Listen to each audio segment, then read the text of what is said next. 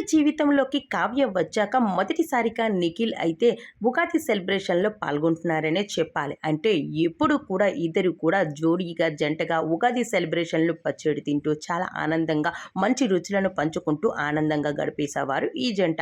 అయితే వీరిద్దరి మధ్య అనుకోని కారణాల వల్ల ఇద్దరు కూడా చాలా దూరంగా వెళ్ళిపోవడం జరిగింది. ఇద్దరు కూడా ఎవరికి ఎవరు ఏమీ కానట్టు విడిపోయారు.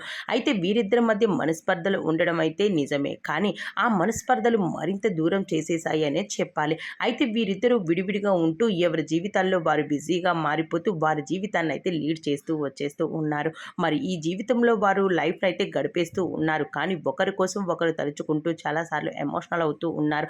ఎవరికి వారే నేను వెళ్ళను అంటే నేను వెళ్ళను, తనే రావాలి అంటూ నిఖిల్ రావాలంటూ కావ్య, ఇద్దరు కూడా ఒకరి కోసం ఒకరు ఎదురు చూస్తూ కలగంటూ ఉన్నారు. అయితే మొన్న సంవత్సరం అయితే ఇద్దరు కూడా ఉగాది సెలబ్రేషన్లో తీపి ఆనందాన్ని పంచుకుంటూ ఇద్దరు కూడా మంచి సెలబ్రేషన్ అయితే జరుపుకుంటూ ఉన్నారు. ఈసారి మాత్రం కావ్య నిఖిల్ ఇద్దరు కూడా ఉగాది సెలబ్రేషన్స్ మాత్రం వేరుగా జరుపుకోవడం అయితే జరిగింది. అయితే ఒక సెలబ్రేషన్లో నిఖిల్ అయితే వెళ్ళడం జరిగింది. ఆ ఉగాది సెలబ్రేషన్లో తన కోసం అయితే ఒక ఎమోషనల్ వీడియోని కూడా షేర్ చేయడం జరిగింది.